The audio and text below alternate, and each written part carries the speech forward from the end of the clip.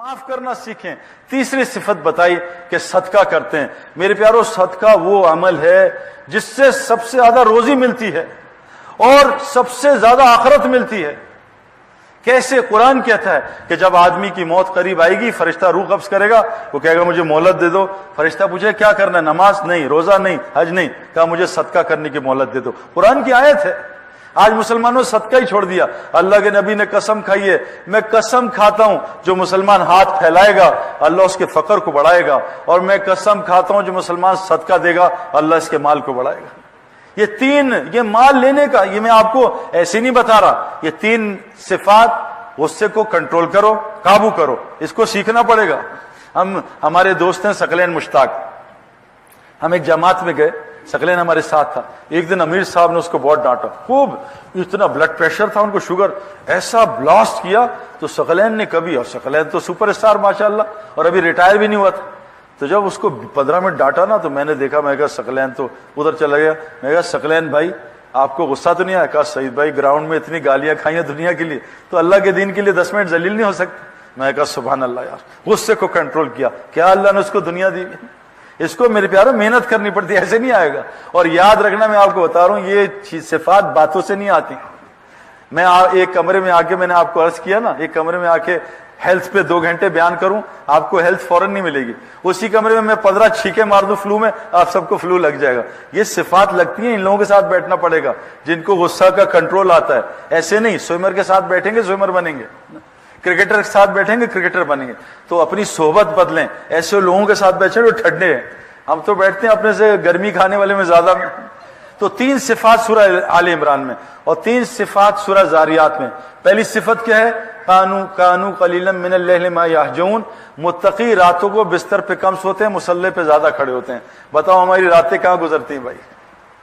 یہ متقی کی نشانی قرآن سے بتا رہا ہوں۔ مسلمان تو فجر میں حاضر نہیں ہوتا، اور اللہ کے نبی نے کہا فجر کی نماز منافق کے لیے مشکل ہوگی، مومن کے لیے مشکل نہیں ہو۔ مومن تو کون ہے؟ تتاجافا جنوبہم عن المضاجع یدعون ربہم خوفا وطمعا۔ مومن تو کون ہے؟ جس کے بستر پہلو ان کے بستروں سے دور ہوتے ہیں اور راتوں کو اٹھ کے اللہ کے سامنے کھڑے ہوتے ہیں اور اللہ کو خوف اور امید میں پکارتے ہیں۔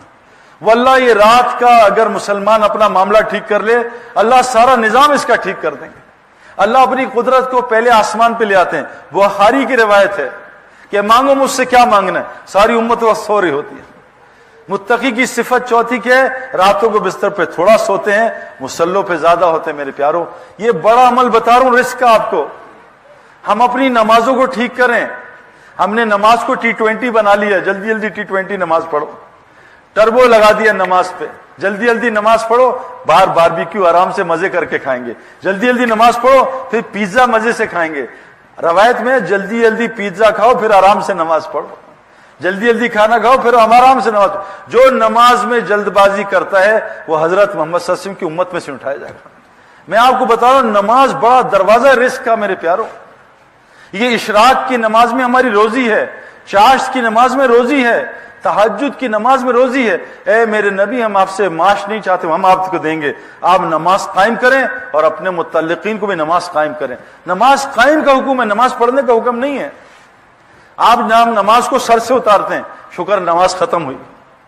جو متقی ہوتے ہیں تو نماز توڑنے کا دل نہیں کرتا ان کا۔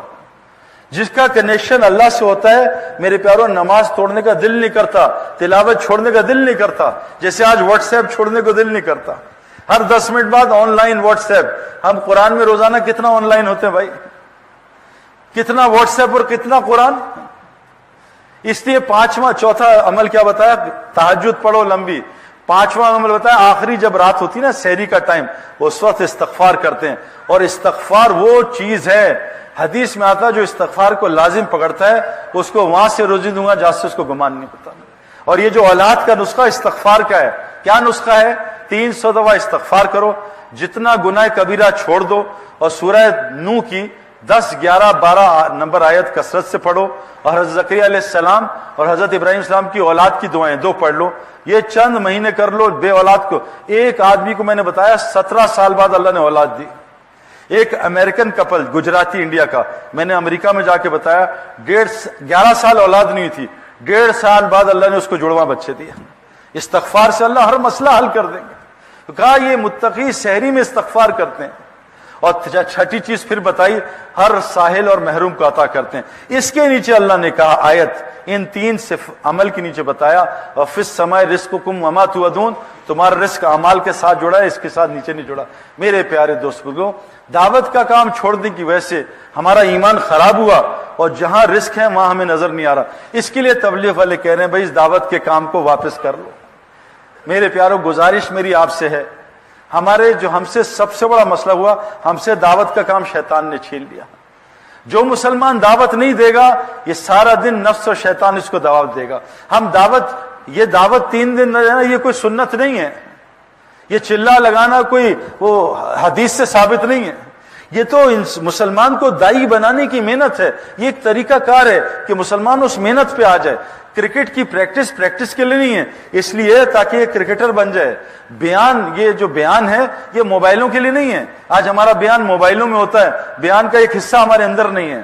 ہمارا قرآن موبائل میں ہے, 20 کتابیں حدیث کی موبائل میں, ہمارے جسم میں ایک کتاب بھی نہیں ہے. میرے پیاروں, بعض لوگ ریکارڈنگ دبا کے سو جاتے ہیں بیان میں, زندگی بھر کبھی بیان نہیں سنتے موبائل کا.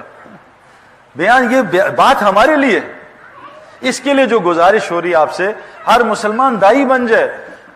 حضرت محمد صلی اللہ علیہ وسلم کی اتباع, آپ علیہ السلام دن میں مدثر تھے اور رات میں مزمل تھے. دن میں مجنون کی طرح لوگوں کو دعوت دیتے تھے. حدیث میں آتا ہے ایمان کی تجدید کرو. کہا ایمان کی تجدید کیسے کریں؟ کہا لا الہ الا اللہ کہا کرو.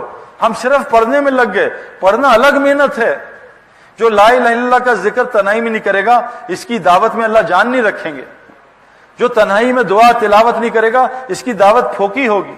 لیکن حکم ہے ایمان کی تجدید کرو, لا الہ الا اللہ کو کثرت سے بولا کرو. میرے پیارو, آج ہم نے کلمے کو بولنا چھوڑ دیا, کلمے کی دعوت چھن گئی.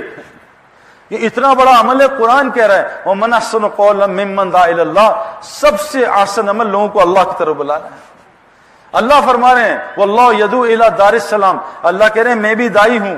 وَاللَّهُ يَدْعُو إِلَى الْجَنَّةِ وَالْمَغْفِرَةِ, اللہ جنت اور مغفرت کی دعوت دے رہے ہیں. تمام انبیاء دائی تھے, یہ امت بھی دائی ہے. آج امت نے دعوت کا کام چھوڑا. حضور صلی اللہ علیہ وسلم جب میری امت دعوت کا کام چھوڑے گی اللہ ان پہ ظالموں کو مسلط کرے گا, ان کی دعاؤں کو قبول نہیں کرے گا. دشمن کے خلاف مدد مانگیں گے, میں ان کی مدد نہیں کروں گا.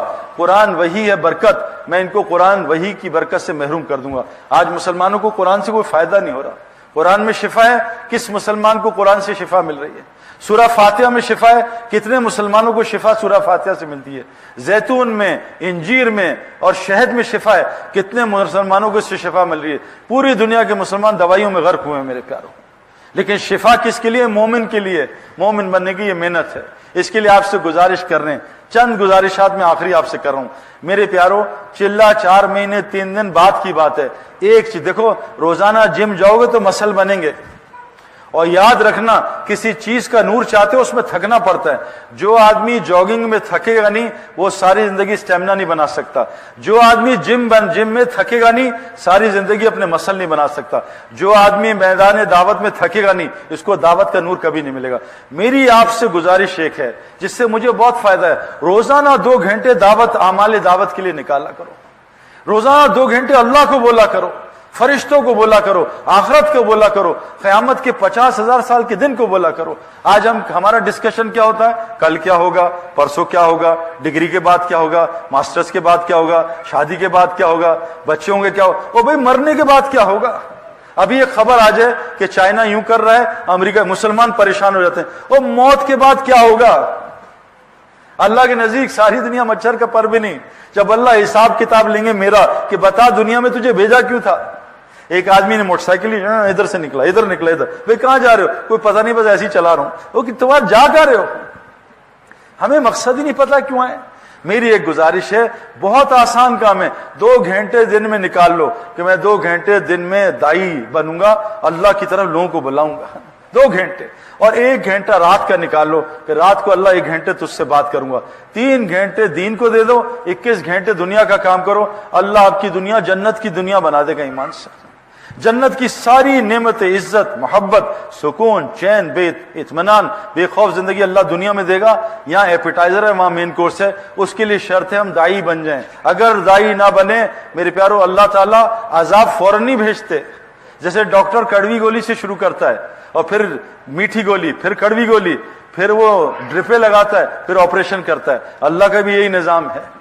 तो आज जो मुसलमानों पे हालात आए हैं, कड़वी गोलियां शुरू हो गई हैं, अब फिर ऑपरेशन भी है। उस ऑपरेशन से बचने के लिए इस काम को करना है। नबी अब कोई नहीं आएगा, हजरत मोहम्मद सल्लल्लाहु अलैहि वसल्लम आखिरी नबी हैं। अब हमारी आपकी सबकी जिम्मेदारी, 6 अरब गैर मुस्लिम हैं। मेरा एक आपसे सवाल है, शेख सुदैस साहब जुमा पढ़ा रहे हो मस्जिद हराम में, पीछे 10 लाख आदमी खड़े हैं, और शेख सुदैस साहब ने जुमे में कहा अल्लाह अकबर, खुतबे के बाद नमाज शुरू हो गई और सूरह फातिहा शुरू कर दी, और सामने एक बच्चा है 10-11 साल का नाबालिग, वो कहे चीखे मारे कि शेख सुदैस मेरे कपड़े आग लग गई है, मुझे मेरी जान बचाओ, मैं जल ना जाऊं।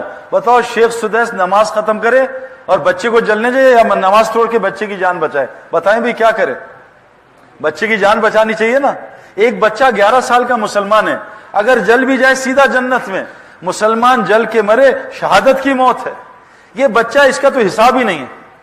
अब एक बच्चे की जान बचाना जो मुसलमान है, दुनिया की आग से इसको बचाने के लिए नमाज इतनी बड़ी इबादत है कि तवाफ भी नमाज के लिए तवाफ भी बंद हो जाता है। बंद करो तवाफ, नमाज हो रही है, इतना बड़ा अमल। लेकिन एक बच्चे की जान बचाने की नमाज तोड़ दो, सारी नमाज तोड़ दो 10 लाख की, एक बच्चे की जान बताओ मेरे प्यारो, 6 अरब लोग गैर मुस्लिम हैं, इनको जहन्नुम की आग से बचाने के लिए क्या करना पड़ेगा? यहां तो अगर नमाज पढ़ दी ना पूरी, पकड़ हो जाएगी अल्लाह की तरफ से। तोड़ो नमाज, एक बच्चे को बचाओ। 6 अरब लोग जहन्नुम की आग में रोजाना 2 लाख जा रहे हैं, मुसलमान को कोई फर्क ही नहीं पड़ रहा। बताओ हम बच जाएंगे? मेरी मस्जिद में एक बच्चा आया 1.5 साल का, छोटा बच्चा, रेंगता हुआ आया दरवाजे से। मैंने देखा, मुझे पता ही किसका बच्चा। मैं कहा जाओ इसके बाप को तलाश करो। वो बाप फिर रहा था, पता नहीं कहां चला गया गलियों में। 1.5 घंटे बाद आया वो बाप। तो उसने मैंने कहा तेरा बच्चा है? उसने मुझे गले लगाया, पहले खूब रोया मेरे से, जज़ाकल्लाह सईद भाई, अगर आप ना बताते मेरा बच्चा गया था, गेट से निकल गया बाहर, मेन रोड से मस्जिद में आ गया। तो बाप इतना खुश हुआ बच्चे को, माँ भी आ गई, दुआएं दी हमें। अगर वो बच्चे को मैं जानता था किसका बच्चा है, अगर उसको देख के वहीं छोड़ देता और वो बच्चा गायब हो जाता और बाप को बताता तेरा बच्चा मुझे नजर आया था, तूने लिया नहीं, मैं कहा यार मेरे पास टाइम नहीं था, वो बाप मुझे छोड़ता, जिंदा मार देता। और बाप बच्चे को मैंने बाप से मिला